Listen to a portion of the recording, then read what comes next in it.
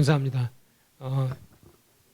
일발표에서는 이제 주로 현장에서 지금 막 이제 벌어지고 있는 여러 가지 내용들을 이제 소개했다면, 제가 이제 맡은 부분은 조금 더 약간 이제 위에서 보면서 특히 이제 앞으로의 우리 지금 주제가 되고 있는 가짜 뉴스의 이 확산에 지금 이제 디지털 기술, AI라고 하는 것이 지금 결합이 돼서 확산되면서 여기에 어떻게 대응할 것인가 하는 그런 말씀을 좀 드릴까 합니다.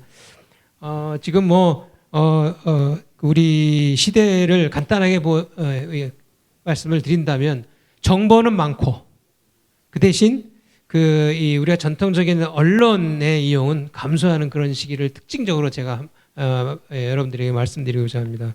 정보는 점점 많아지고 있죠. 사실 근데 16세기, 18세기까지는 오히려 우리가 과소 표현의 시대다. 그래가지고 오히려 정보가 적었죠. 그렇기 때문에 그때는 이제 우리가 말을 좀 더 많이 해서 많은 정보를 가지고 또 우리가 우리 사회에서 그런 어떤 다양한 사상과 토론의 자유를 통해서 우리가 진리를 발견하고 또 더 앞으로 우리가 전진하자, 발전하자라는 그런 생각을 했었죠. 그러나 이제 지금은 그런 시기를 넘어서서 오히려 지금은 지나치게 많은 정보가 범람하는 이제 그런 시대를 맞고 있고, 그러면서 거기에 이제 허위 정보나 이런 것들이 이제 범람하는 시기입니다. 좀 전에 아까 이제 가짜뉴스에 대한 개념의 얘기가 있었는데, 이 가짜뉴스와 이 기본적인 어떤 뉴스와의 우리가 말하는 그 차이점의 차이는 아까 우리 박성주 의원도 잠깐 얘기했지만은 두 가지를 우리가 보고 있습니다. 학계에서는 하나는 이제 의도성, 조작이라든지 어떤 의도가 있느냐, 이게 이제 이 여부가 그것이 또 법적인 판결의 기준이 되고요. 그 다음에 이제 메시지가 기만적이냐 허위가 아니냐, 이제 이런 두 가지를 가지고 우리가 보죠. 근데 사실은 가짜뉴스는 사실 처음이 아닙니다. 우리 언론의 역사를 보면은 19세기 말부터 사실은 이제 그때는 신문의 시기에 뭐가 있었냐면 황색 저널리즘이라는 거 있었습니다. 예, 그래가지고 이 신문에 막 등장하니까 이제 매체가 등장하니까 거기에 또 여러 가지 정보 과잉이 생기면서 거기서 또 이제 가짜 뉴스가 이제 사실은 등장이 돼서 사회적인 문제가 되고, 근데 그때는 어떻게 해결했냐 하면은 이 언론사들이 야, 이거 안 되겠다, 더 이상 우리가 언론의 윤리와 그다음에 언론의 규칙 이런 것들을 좀 잡아내서 그걸 가지고 우리가 지키자. 그러면서 가짜 뉴스를 생산하는 쪽을 배제시키는 이제 그런 역사적인 과정을 한참 겪으면서 1930년대, 20년대, 30년대를 지나면서는 그것을 해소한 그런 역사적인 과정을 갖고 있습니다. 자, 그런데 지금 와서는 이게 다시 반복되면서는 어떤 문제가 생기냐면은 이제 매체가 많아졌어요. 신문이 있었을 때는 괜찮았는데 이제 방송이 되고 또 더군다나 유튜브, 소셜 미디어, 이제 AI라까지 이렇게 점점점 디지털로 확산되면서 지금 이 영역을 전부 다 신뢰할 수 있는 그런 어떤 정보 환경을 만들기가 점점 어려워졌죠. 근데 그러면서 사실은 우리가 주의해야 할 점은 그런 경우에 우리가 믿을 수 있는 그런 정보, 우리가 믿을 수 있는 언론, 이제 이런 것들이 있어서 사회의 중심을 잡아주고 그래야 되는데 지금 우리는 점점 그런 것이 없어져 가면서 지금 우리 국민들에 대한 여론조사, 우리 조사를 해보면은 이용자들이 뉴스를 점점 떠나고 있습니다. 떠나고 있는데 그 떠나고 있는 가장 큰 이유가 뉴스를 신뢰하고 할 수 없다, 편향적이다라는 그런 얘기를 제일 많이 들고 있습니다. 그래서 우리가 사실은 그것이 필요한 것이죠. 이런 정보가 점점 범람하고 거기에 여러 가지 허위 정보들이 범람하는 것은 피할 수 없는데, 그렇다면 우리가 신뢰할 수 있는 정말 그런 어떤 장치와 기구들을 우리가 만들어줘야 되는데 이것이 지금 혼란을 겪고 있는 것이 지금의 현실입니다.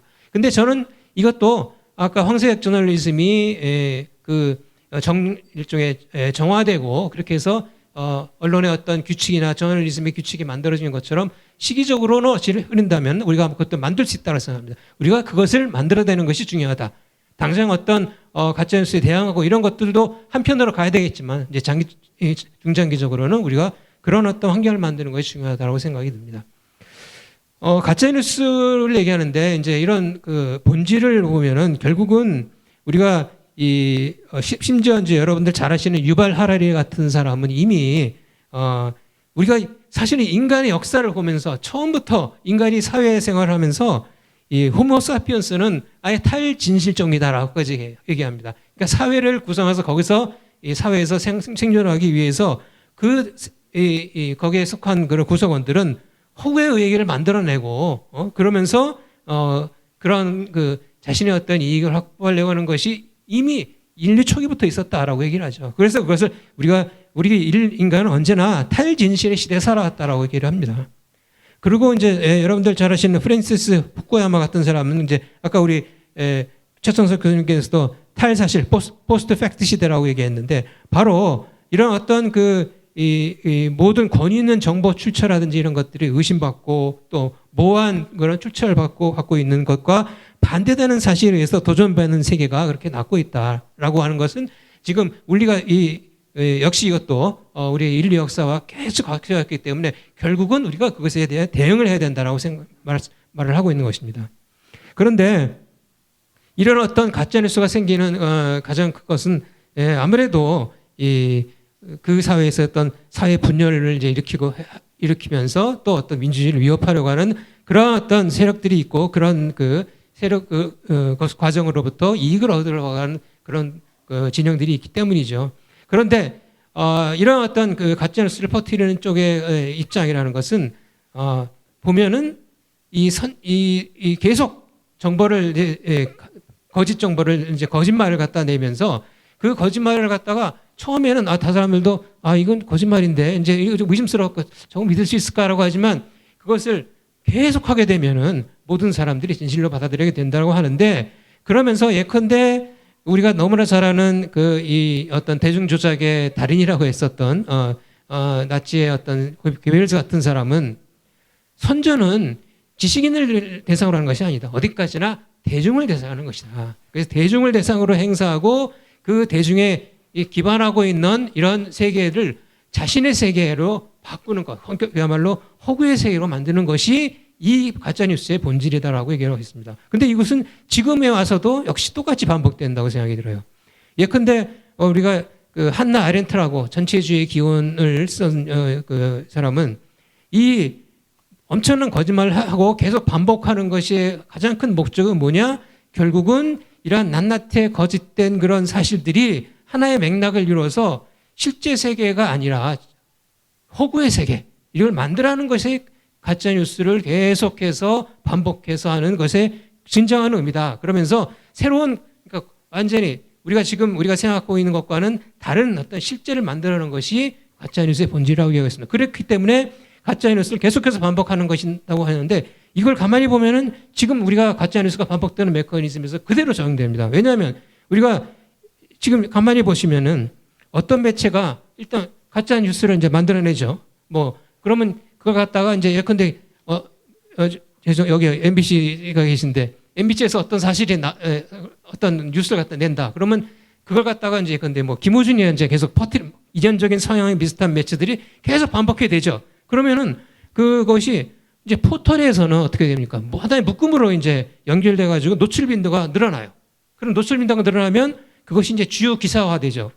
그러면 주요 기사화 되니까 할 수 없이 전통적인 미디어에서도 그걸 또 받아야 돼요. 왜냐하면 이미 그만큼 노출도 많이 되고 사회적 이슈가 부상되고 또 이것이 논쟁이 벌어졌기 때문에 그러면 다른 매체들이 다시 또 전파하고 그러면은 처음에 이걸 갖다가 의심했던 그 정보나 뉴스를 의심했던 사람들이 반복되는 매체에서 이게 모든 하나의 어떤 작은 진영에서 시작했던 것이 전체 어떤 뉴스 전체 언론 환경에서 반복이 되고 또 그것이 펴지니까 그것을 갖다가 어떤 그런가 보다는 사실로 그렇게 간주를 하죠. 이런 어떤 반복의 메커니즘을 하는 것이 바로 가짜뉴스의 메커니즘인데 그런데 우리가 이런 이 가짜뉴스가 지금 문제가 되는 것은 이런 몇 개의 언론들이 정치와 협업해서 심지어는 국회의원들 협업이라고 얘기하지 않습니까? 여러분들 잘 아는 흑석 선생이라는 사람이 얘기하는 게요.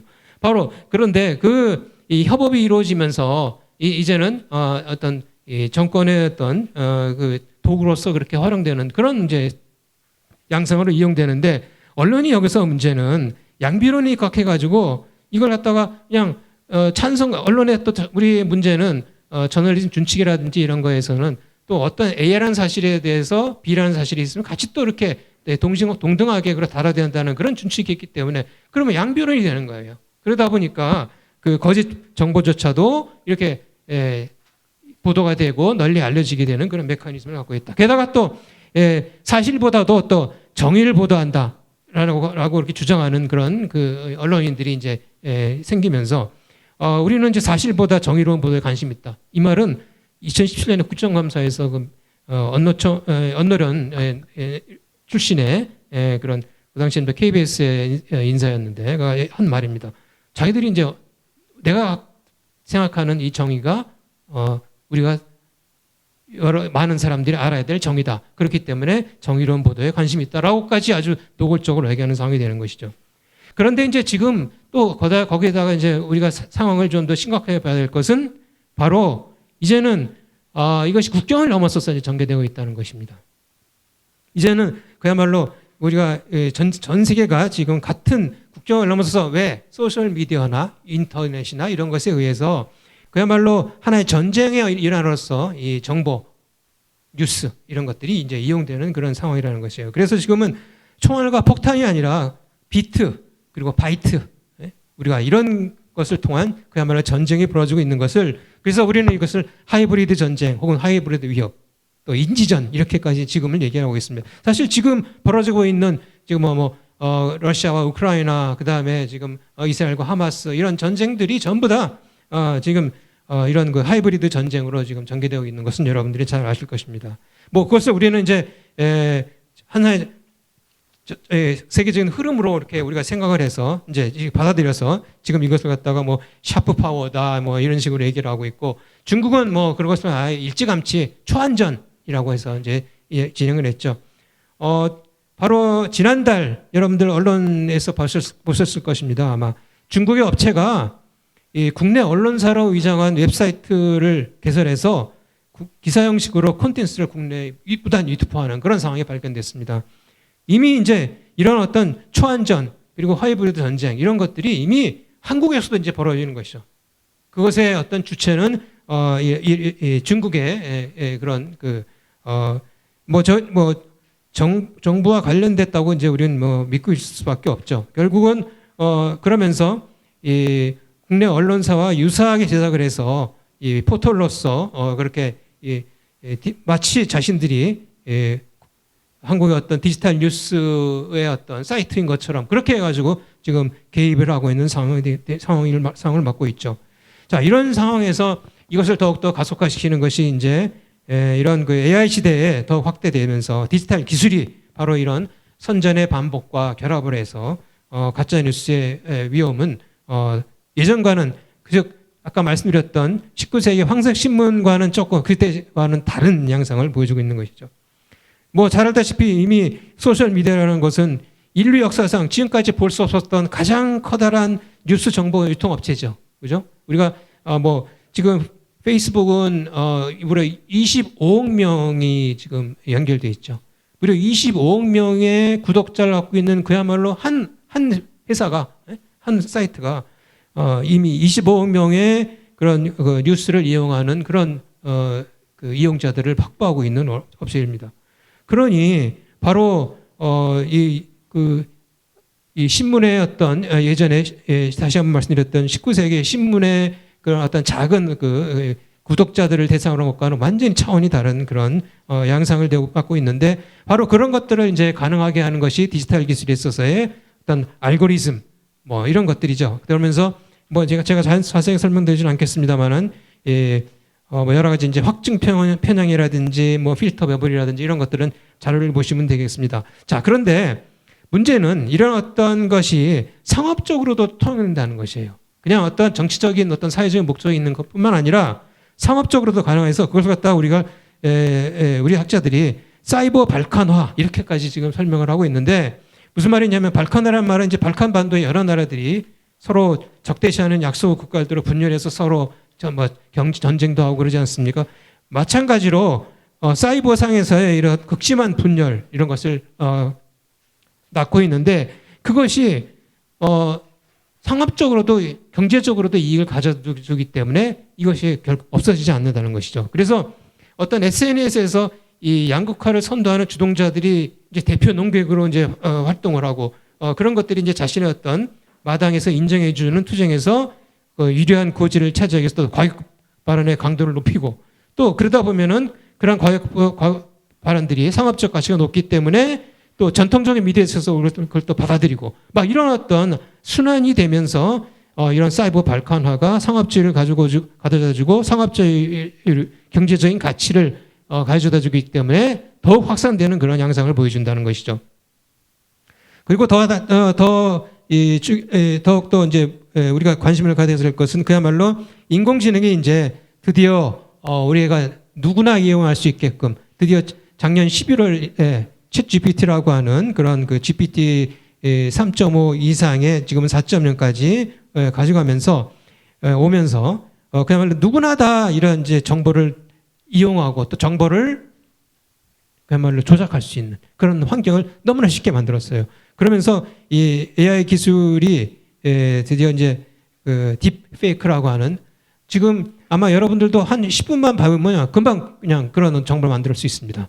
그러니까 그 정도로 뭐 이미지를 갖다 바꾸고 거기다 잘못 음성을 입히고 하는 것이 너무나 쉽게 되면서 이런 딥페이크 기술을 이용한 그런 영상이나 이런 것들이 그 과연 진실이 아니라 판별하기가 상당히 어려운 환경이 되면서 이제 누구나 이제 세계적으로 세계 모두 국가들이 특히 내년에 40개 국가에서 선거가 있다고 그러죠. 내년에 선거에 있어서 이런 딥페이크의 쟁점들을 쟁점들이 가장 큰 화두로 지금 등장하고 있는 상황입니다. 게다가 또 한국에 오는 또 포털도 있습니다. 아까 뭐 잠깐 얘기했기 때문에 설명을 이제 생략하겠습니다만, 자 이렇게 포털 그다음에 AI 뭐 딥페이크 생성형 AI 등등이 등장하면과 결합되면서 가짜 뉴스에 대한 대응은 조금 더 우리가 심각하게 봐야 된다는 이제 느낌을 이제 주는데, 그런데 이제 이런 뉴스의 어떤 규제를 하는 데 있어서는 이제 표현의 자유와 충돌이 아닙니다. 여러분들 2020년인가요? 우리가 민주당에서도 가짜 뉴스를 규제하겠다고 나서가지고 그때는 또 이제 우리 우파들이 전부 다 그것을 그런 과잉 규제로 해서 이제 해서는 안 된다라고 그래서 대응한 적이 있습니다. 무슨 말씀이냐면은 이게 어쨌든 정보의 규제라는 것은 항상 이 표현의 자유한테 충돌이 되기 때문에 그런 표현의 자유와 이런 가짜뉴스 규제의 충돌을 잘 이게 사실은 밸런싱을 맞추는 것이 굉장히 좀 중요한 일이라는 것이죠.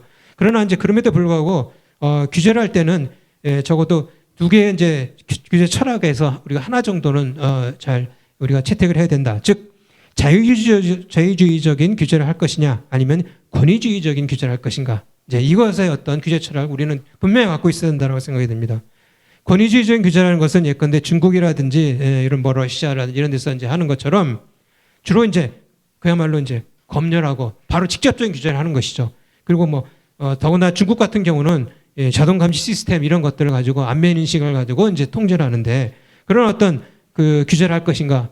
그래도 우리는 적어도 아무리 가짜 뉴스가 문제라도 우리가 그런 건 해서는 안 되라고 생각합니다.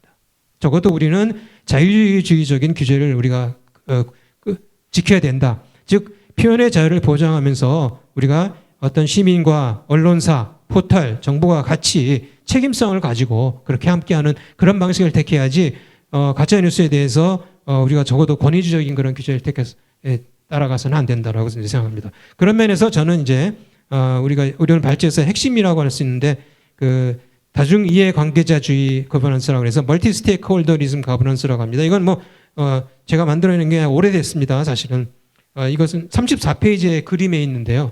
우리가 정보와 언론과 포털, 플랫폼, 이용자가 모두 다 함께하는 잘 균형을 맞춰서 그렇게 이제 거버넌스를 만들어내는 것을 우리가 적어도 이런 방식을 채택해야 된다라고 이제 저는 주장을 하고 싶습니다. 먼저 정부와의 어떤 규제에 있어서는 특히 AI 시대에 있어서는 국제적인 그런 그 협업 이런 것들이 굉장히 어떤 중요하게 되어 있습니다. 그렇기 때문에 아까 점점 뭐 유럽연합의 얘기들을 이제 우리가 많이 해요. 사실은 뭐 디지털 서비스법 그다음에 최근에 지난 며칠 전입니다. 지난 주말에 AI 법이라든지 이런 것들을 이제 유럽연합에서 EU에서 하고 있는데 우리가 아무리 문제라고 해도 아까 말씀드렸던 규제를 많이 만든 건 아니다. 이제 이것을 분명하게 다시 한번 말씀드리고 싶고 EU의 이런 규제 강화는 사실은 아직은 전체적인 전 세계적인 해답은 전혀 아닙니다. 우리가 이런 말이 있습니다. 브뤼셀 효과라고 있는데 뭐냐면 유럽 연합은 굉장히 그 규제가 강도가 셉니다. 그러면서 EU는 이런 우리 디지털 시대에 산업이나 기술 경쟁이 좀 뒤졌기 때문에 우리는 규제를 승부한다 이런 전략을 갖고 있어요. 그렇기 때문에 어떤 이 기술 경쟁이나 이런 것을 오히려 만회하거나 이렇게 하기보다는 규제로서 그것에 대응하는 측면이 강하기 때문에 그것을 갖다가 브뤼셀 효과라는 말을 우리가 쓸 정도가 되고 있습니다. 그래서 EU가 규제를 굉장히 계속 시리즈로 내고 있습니다. 여러분들 혹시 관심 있는 사람 모르겠습니다만은 GDPR이라고요. 2018년에 개인정보 보호 규정이 있는데 이게 지금 개인정보 보호 규정에서는 가장 센 그런 규정을 이루고 있죠. 그 다음에 이제 DSA법이라고 해서 디지털 서비스법, 그 다음에 디지털 마켓법, 그리고 AI법 이런 규제 시리즈가 계속 나오고 있습니다.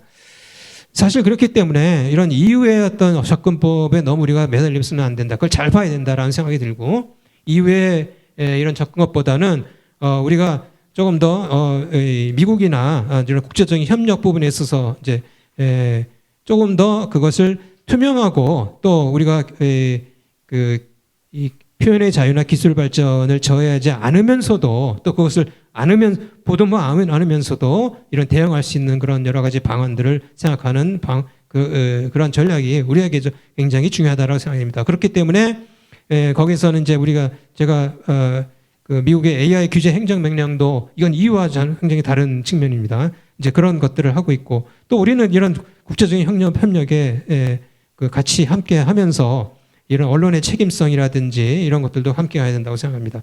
여러분들 언론의 신뢰화복은 대단히 중요하다고 생각이 들어요. 그렇기 때문에 언론의 책임성, 포탈도 책임성 이런 걸 말씀드리고 싶고 마지막으로 우리 시민의 역량도 중요하다고 생각합니다. 리터러시가 그런 면에서 굉장히 중요하고 그래서 저는 우리 미디어 연대 같은 이런 시민사회가 우리가 이런 정책 토론 이런 것도 중요하지만 시민교육 프로그램들 그야말로 우리가 이런 특히 미디어이니까 미디어의 교육, 미디어의 이런 리터러시 교육, 문해력이죠. 그런 것들을 우리가 많이 좀 할 수 있는 앞으로 그런 프로그램들을 만들었으면 좋겠다라고 생각을 합니다. 정말 이제는 정말 우리가 우리 시민들, 우리 이용자들에게 이런 어떤 여러 가지 정보의 확인, 그 다음에 기술의 발전에 따른 어떤 내가 기술에 의해서 포획되고 있는 것인지 아닌지에 대한 그런 어떤 근거를 알 수 있는 그런 그런 어떤 교육 이런 것들이 점점 필요합니다. 그래서 사실은 지금 우리 정부에서도 이 AI 소프트웨어 너무 강조하거든요. 근데 사실은 AI 교육, 소프트웨어 곡도 중요하지만 사실은 그보다 우리로서는 이런 미디어 리터러시, 미디어 문해력을 가르칠 수 있는 교육이 더욱 필요하고 이거 굉장히 지금 교육 현장에서 많이 부족합니다. 부족하고 잘 안 되고 그렇기 때문에 우리 시민사회가 우리가 그런 것을 할 수 한다면은 굉장히 좋은 그런 우리 시민사회에서 시민단체로서 역할 이런 것들도 할 수 있다고 생각했습니다. 사실 우리 지금 미디어 연대가 마지막으로 이제 6년 됐습니다. 이제 정말 굉장히 그동안의 역량을 축적을 시켰고 정말 이제까지 이렇게 좋은 역할을 한 것을 축하드립니다. 근데 제가 오랜 전에 여러분들 민원연이라고 있지 않습니까? 예. 좌파 쪽에서의 어떤 시민단체로서 민원연이라고 하고 있는데 그것이 등장했을 때 왜 우파에서는 그런 정도의 어떤 시민단체 이런 것들이 왜 없을까 했는데 우리 미디어인데 또 최근에 와서는 또 여러 가지 미디어와 관련된 그런 단체들이 지금 활동을 하고 있는 것을 알고 있습니다. 자, 그런데 그것이 이런 어떤 선거나 이런 것들의 때만 하고 또 역할을 멈추지 말고 저는 이것이 이제 우리 자유주의적이고 좀 우파적인 그런 어떤 이런 미디어 교육 이런 것들을 계속해서 지속적으로 하면서 그 역량을 계속 축적해 나왔으면 좋겠다라는 말씀을 마지막으로 드리면서 제 발표 마치도록 하겠습니다. 네, 고맙습니다. 고맙습니다.